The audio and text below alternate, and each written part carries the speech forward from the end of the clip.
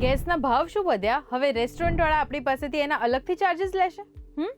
હાય, હું છું હેલી. જો તમે ધ્યાનથી બિલ જુઓ ને તો ઘણી જગ્યાએ હવે રેસ્ટોરન્ટ્સમાં LPG charges, gas surcharges કે પછી ફ્યુલ કોસ્ટના નામે તમારી પાસેથી વધારે રૂપિયા લેવામાં આવી રહ્યા છે, જે એકચ્યુઅલીમાં ઇલીગલ છે.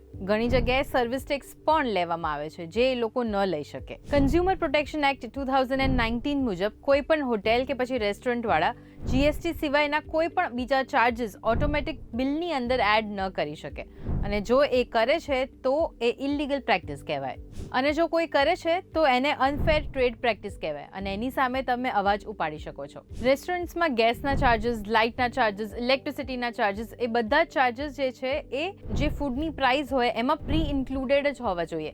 અલગથી તમે લિસ્ટ ડાઉન કરીને એના માટેથી ચાર્જ ન કરી શકો. પણ છતાં ઘણી બધી જગ્યાએ આ પ્રકારના ચાર્જીસ જે છે એ એડ ઓન કરવામાં આવતા હોય છે, અને આપણે as a customer, as a consumer unknowingly આપણે એ ચાર્જીસ ભરી પણ દેતા હોઈએ છીએ, કારણ કે આપણે એ બિલ જે છે એ ધ્યાનથી નથી જોતા હંમેશા. રિસન્ટલી મારી સાથે પણ આવું થયું. હું એક વેલ નોન રેસ્ટોરન્ટમાં ગઈ હતી. ત્યાં અમે એક પેસ્ટ્રી ઓર્ડર કરી, જેની પ્રાઇસ હતી ₹250. હવે જ્યારે બિલ આવ્યું ને તો ₹275 આવ્યું. તો અમે બિલ ચેક કર્યું તો એમાં સર્વિસ ટેક્સ અને જીએસટી અલગથી એ લોકો એડ કરેલા હતા. તો અમે કહ્યું કે અમારે સર્વિસ ટેક્સ નથી ભરવો, તો એ બિલ પાછું લઈ ગયા અને સર્વિસ ટેક્સ વગરનું એમને બિલ અમને આપી દીધું.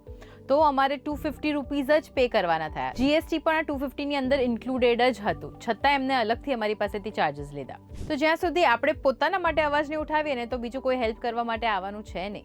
તો બીજી વખત જ્યારે પણ તમે રેસ્ટોરન્ટમાં જાઓ છો તો ચોક્કસથી બિલ ચેક કરજો, કયા કયા ચાર્જીસ ઇન્ક્લુડ કરવામાં આવ્યા છે એ પણ જોજો. અને ઇન કેસ જો એ લોકો તમને ના પાડે કે અમે આ ચાર્જીસ એક્સક્લુડ નહીં કરીએ આમાંથી, તો તમે એમના વિરુદ્ધ કમ્પ્લેન પણ ફાઇલ કરી શકો છો. યુઝ્યુઅલી તમે કહેશો તો એ લોકો તમને ચાર્જીસ ડિડક્ટ કરીને બીજું બિલ આપી જ દેશે, બીકોઝ દે નો કે એ લોકો ખોટા છે. પણ જો ઇન કેસ એવું થાય તો તમે એમની આ વેબસાઇટ ઉપર જઈને કમ્પ્લેન ફાઇલ કરી શકો છો, અથવા નેશનલ કન્ઝ્યુમર હેલ્પલાઇન નંબર 1915 આની ઉપર કોલ કરીને પણ તમે કમ્પ્લેન ફાઇલ કરી શકો છો. આઈ હોપ કે આજનો આ વિડીયો તમારા માટે ઇન્ફોર્મેટિવ રહ્યો હશે. તો જેટલા પણ લોકોની સાથે તમે લોકો હંમેશા રેસ્ટોરન્ટમાં કે કેફેમાં બહાર જતા હો છો ખાવા પીવા માટે, એમની સાથે ચોક્કસથી આ વિડીયો શેર કરજો, અને તમે સેવ પણ કરી રાખજો, જેથી કરીને કાલ ઉઠીને જો તમારી સાથે આવું કંઈ થાય તો તમારી પાસે પ્રૂફ પણ હોય.